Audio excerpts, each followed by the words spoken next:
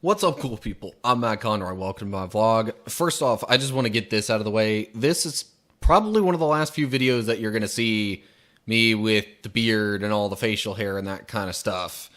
There are multiple reasons that I'm going to trim it up / get rid of it. Partly because it's actually getting consistently warmer around here now, yay. But there's also a couple of other things, and I'd rather not bore you with the details, but just know, only maybe a couple more videos are you really going to see this in full force. So, just getting you ready for that. Anyway, on to more adventures in job hunting.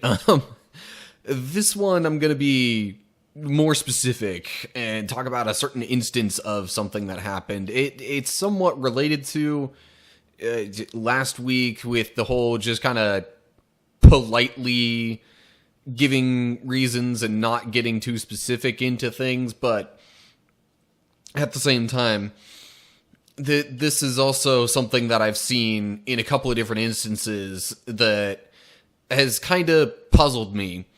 So, what happened in this instance, I'm not going to say where it was from, what place did this, because honestly, there were multiple places that have done things like this before.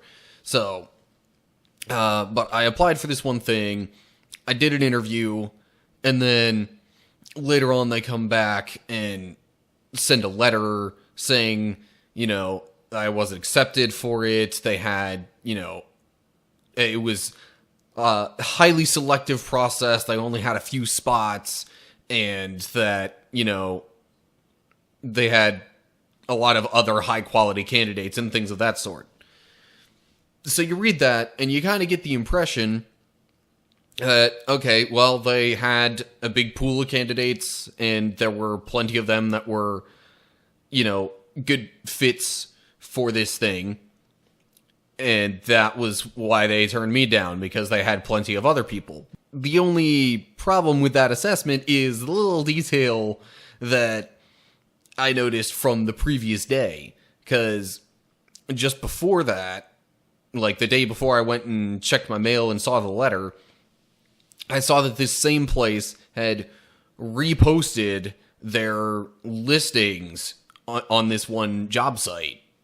And so it left me kind of wondering, okay, so if it's, this highly selective process and they had a lot of other candidates, which, made me think they just didn't have enough spots to accept me into the program, and that's why they turned me down. But they're still looking for more people, obviously. So, yeah, just kind of had me wondering, A, are they being too selective, and B, once again, are they just trying really hard to be polite? Which, probably part B, the vast majority of places, I think, that are going to give you some sort of letter of declination, we'll call it, some sort of letter saying that you weren't accepted, are going to try as hard as they can to just be polite and formal and give some sort of reason without getting too specific and, trying as hard as they can not to be in any possible way offensive. And yeah, it just, some of these places that, say they're highly selective and that, they get a lot of, high quality candidates and that kind of stuff, and they'll turn you down.